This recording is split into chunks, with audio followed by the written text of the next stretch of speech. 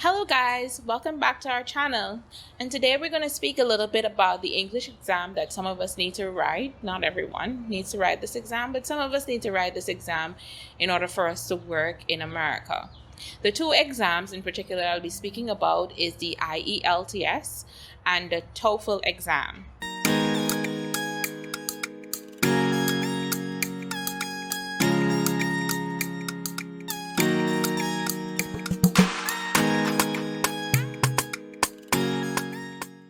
The IELTS stands for the International English Language Exam. It is designed to help you work, study, or migrate to a country where English is the native language.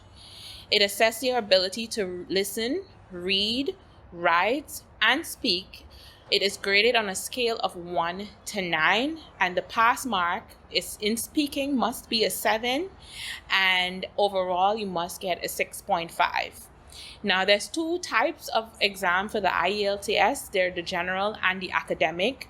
We as nurses have to take the academic version. It usually expires within 2 years. There are some countries that are exempted from taking these examinations. Countries such as Jamaica, Trinidad and Tobago, New Zealand, United Kingdom, Canada, I think, except Quebec, and Australia. Those are some of the countries that are exempted from taking this exam.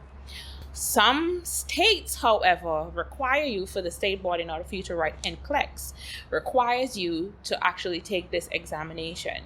The visa screen, as well as the countries that I listed previously, they may not need it for the visa screen, but the other persons who are not from those countries, they would need it for the visa screen. And the visa screen is basically just the visa credential assessment service, and it just confirms the required English language competency for oral and written on the primary scores from both the TOEFL and the IELTS. The exam is about 2 hours and 45 minutes. You don't really have a break.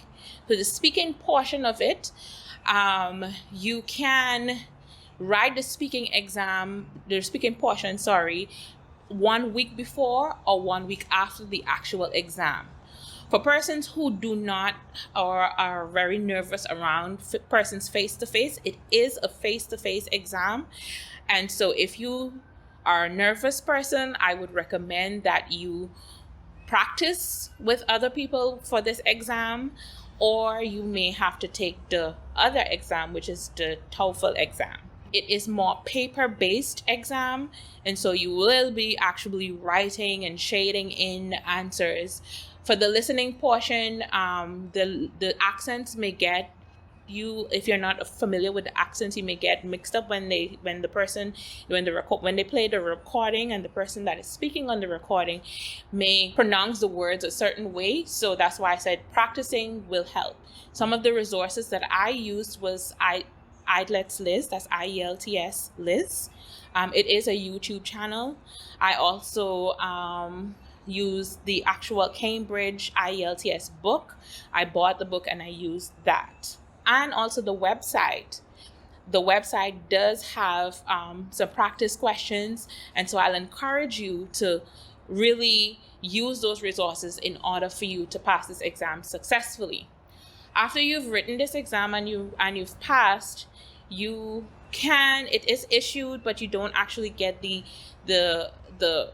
in-hand copy. It takes about 11 to 13 days to get that exam.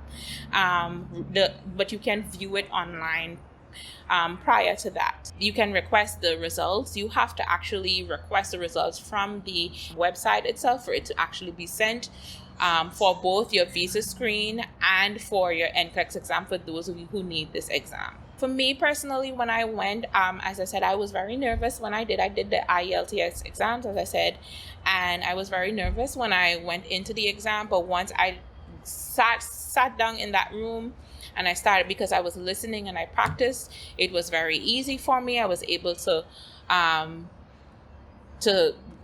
performed very well. I passed. I think my band score for speaking was 9, and even though I made some mistake, but it was easier when I had to talk with someone, because they were able to record it. They do record your conversation as well, and I think overall it was 8 that I got. So that's the IELTS. Now, the TOEFL exam it's actually the test of English as a foreign language. That exam is 3 hours long.